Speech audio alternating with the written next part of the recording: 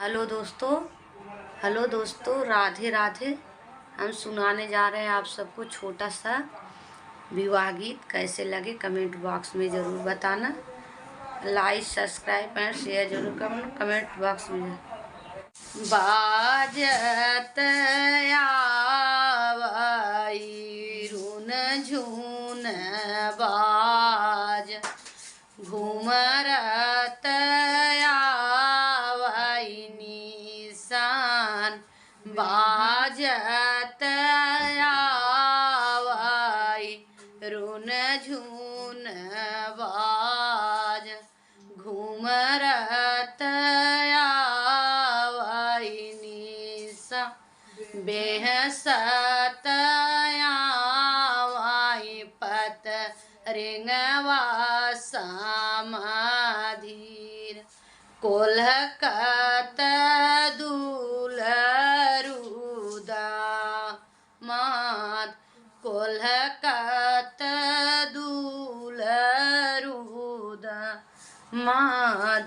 नवाबूतारुन झून बाज, कहवा मैहाना हुनिस। कहवा मैहाना हुनिस, कहवा उताराऊं पत रेंगवा समाधिया। कहवा मई दुलरुदा माद, कहवा उताराऊं पत रेंगवा समाधिया। कहवा मई दुलरुदा माद। बगिया उताराऊं रुन झून बाज, उड़े खेते हान हुनिसा।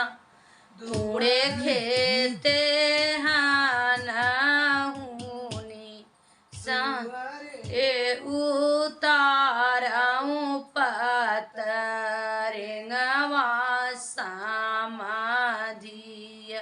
मड़ाए में दुलरुदा,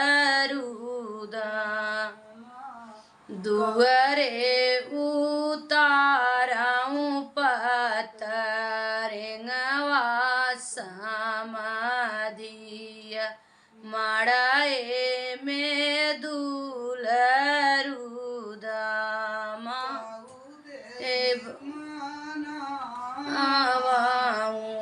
रुन झून बाज, काउदई खाना हूँ निशान।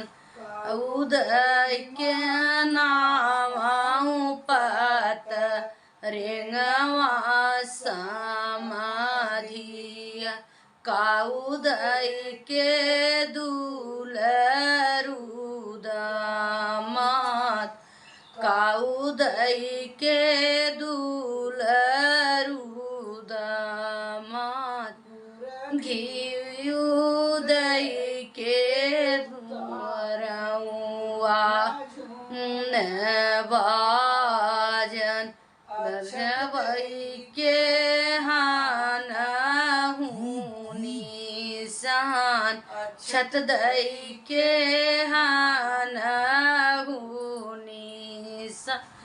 आए रहे जदई पत रेंगवा समाधि।